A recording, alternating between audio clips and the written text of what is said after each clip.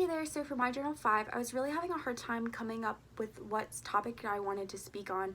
We're wrapping up the semester and we've covered a lot of content thus far in this class, and so I was really having a hard time coming up with an idea, especially since the readings we're doing are from A New Culture of Learning, the book that we're reading, or we're reading in class by Douglas Thomas and John Seely Brown.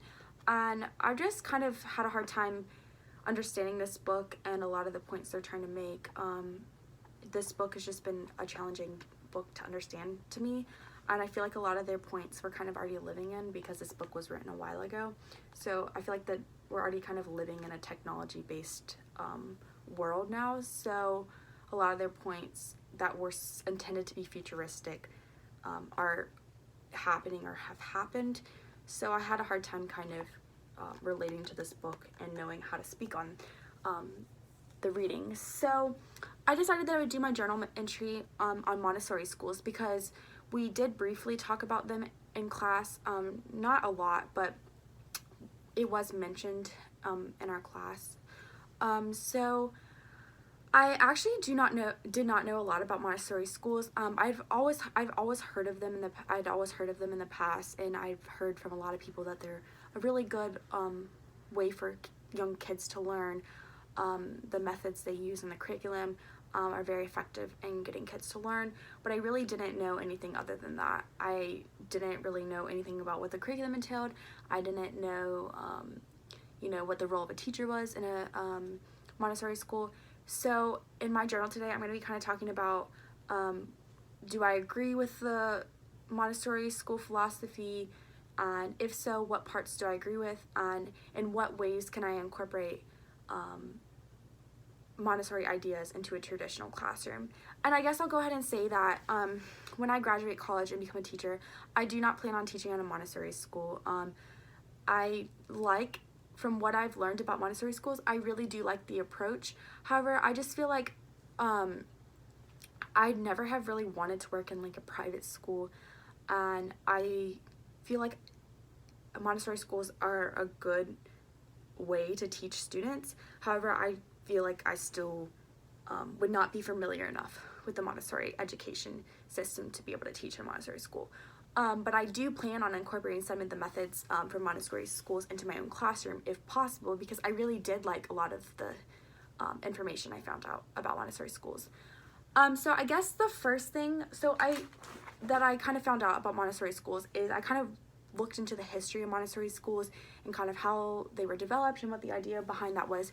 So actually, and if I look down a lot, it's because I have some notes written.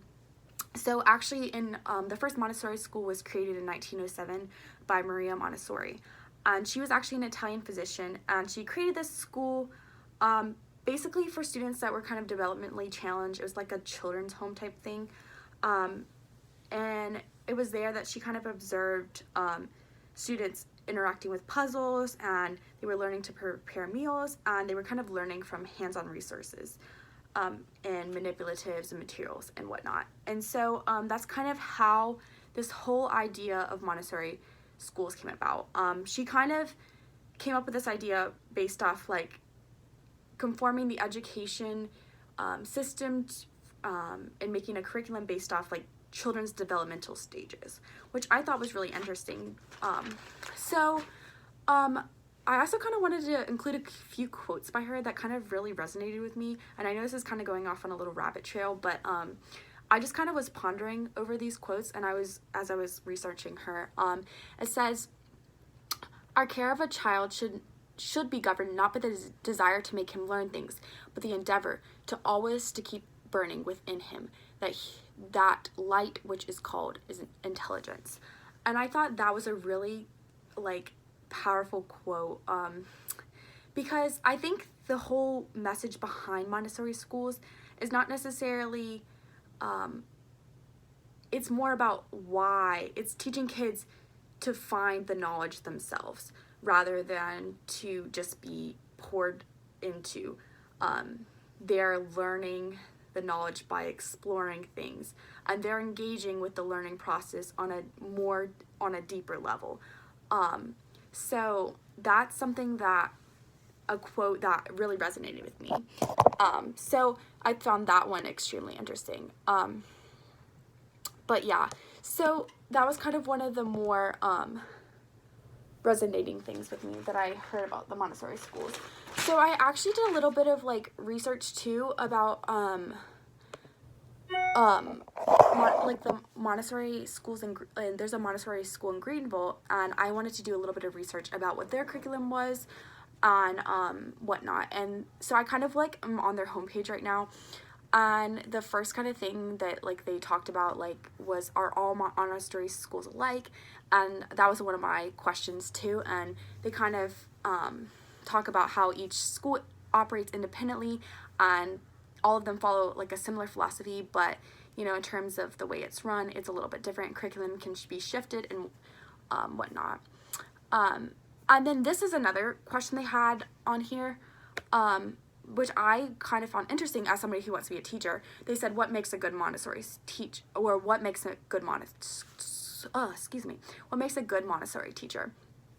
And I'm not going to read like all of their bullet points, but they had a few of them were like, be consistent, maintain a safe environment, and this one really stood out to me, have the ability to work as part of a team, which is very interesting because in a traditional public school classroom, oftentimes teachers are the facilitator, they're the ones pouring the knowledge into students, whereas in a Montessori school, yes, they are there, but the classroom is a team effort. Kids learn collaboratively, they learn from their peers, they can learn from the teacher, they learn from the resources. It's more than just one way to knowledge, which I found interesting. And then another kind of misconception thing they have up here is, does the school provide religious training?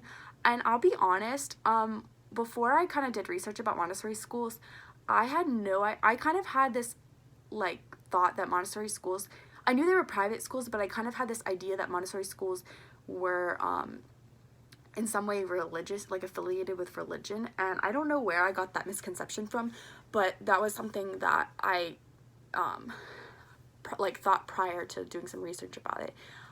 So yeah, that's something that I learned from that. And so I'm gonna actually kind of go like on their website. This is the Greenville Montessori school that I'm looking at, and like I said, like all the Montessori school curriculums are a little bit different, but I'm gonna read like some of their curriculum stuff.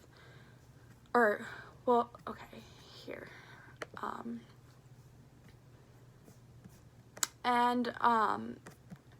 Okay, so, they also have this category on their website that kind of clarified a lot for me, and it kind of talks about like a Montessori school versus a traditional public school, and in what ways they differ. So and I'm gonna kind of talk about a few of the different things they have listed and which ones I agree with and which ones I don't agree with, or if there are any that I don't agree with. So one of the things that are in a Montessori school is mixed age grouping, which traditional public schools are obviously same age grouping. And I actually looked at a different Montessori school, and I think it was like in Pennsylvania or something, and they grouped the children like by 3 years. So like there'd be children like in different age ranges from like different 3-year periods. And I know this is kind of similar to the Sudbury school and the whole idea of like age mixed ages and grouping. Is that a good thing? Is that a bad thing? And honestly, at first I was really hesitant and like kind of was like, oh, I don't really know if I agree to this. But I think in a Montessori classroom it works because the way the classroom's set up, their kids are exploring things, and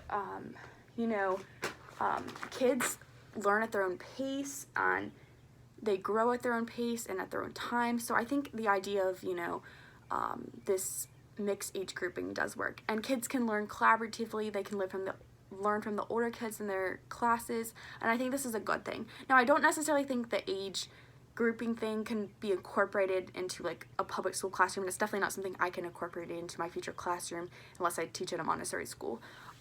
But I definitely think that it could be a beneficial thing. Not for all students, but I don't have as much opinion on it as I used to. Like, I used to kind of completely disagree with the idea of that. Another thing, it says child chooses their own work, whereas like my traditional school curriculum is structured, is this very structured. So whereas in a Montessori school, kids, they're able to kind of explore with the learning process. They're able to use manipulatives to learn. And I was actually looking at, this is a side note, I was actually looking at like one of the, there's like this website called,